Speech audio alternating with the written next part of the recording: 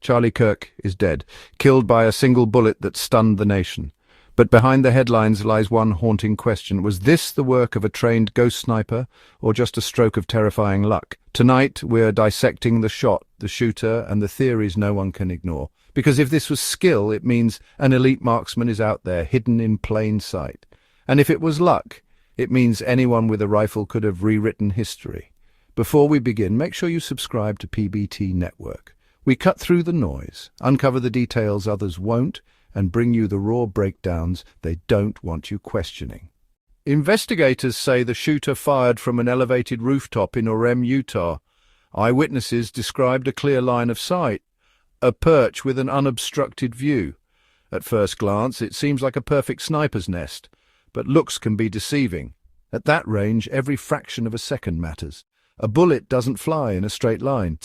It drops with gravity. It bends with the wind. Even the rhythm of your breath can pull the scope off target. Most shooters would need multiple attempts, yet this assassin fired once and hit his mark. Was it a display of precision most people could never pull off? Or just a brutal case of right place, right moment, right trigger pull? The line between the two isn't as clear as it seems. The suspect behind the rifle isn't a veteran sniper. He isn't a decorated sharpshooter with years of military training. He isn't even the stereotypical ex-Special Forces figure you might expect. He's young, much younger than the profile of a calculated assassin. Public records reveal no confirmed background in law enforcement or advanced marksmanship, no signs of elite training. On paper, he's ordinary, and maybe that's what makes this even more disturbing, because if an untrained young man could land a shot like this, then the walls protecting public figures, the barriers we assume keep them safe, are thinner than we want to believe. But silence is also a strategy. The accused has refused to cooperate, leaving a void filled with speculation. Is his blank record proof of inexperience, or a cover hiding something more? To answer that, we have to understand what separates skill from luck in marksmanship. A trained sniper controls everything: their stance, their breathing, their heartbeat. They account for elevation, distance, and drift. They steady the trigger pull to avoid jerking the barrel. They prepare for recoil before they even fire. It's a science, mixed with discipline. A craft honed through years of repetition.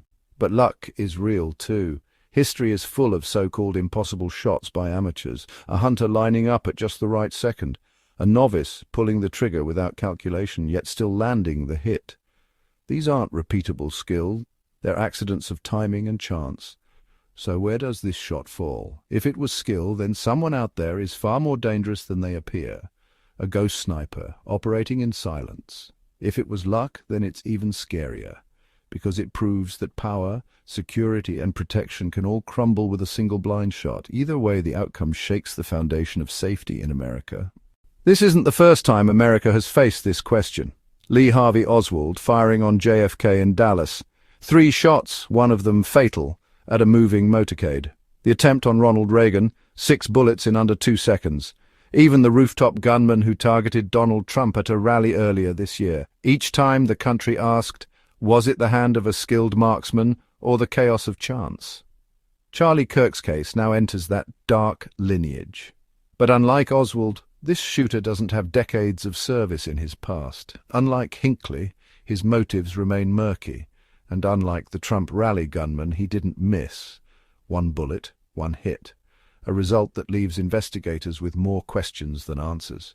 And that's why theories are spreading like wildfire online. Some insist no amateur could have pulled this off. That hidden training, maybe even covert connections, explain the precision. Others argue it was pure chance, the kind of shot you'd never hit twice if you tried 100 times. What fuels the speculation most is the silence. The accused refuses to talk. No manifesto, no confession, no clear motive, just the shot and the mystery it leaves behind. Until trial evidence comes out, the truth hangs in limbo, a calculated kill by someone far more skilled than their profile suggests, or a random act of chaos that succeeded against all odds. Either answer is terrifying. So what do you believe? Was Charlie Kirk's assassin a ghost sniper hiding in plain sight, or just dangerously lucky in the worst possible moment? This isn't just about one shooter, it's about the fragility of security itself.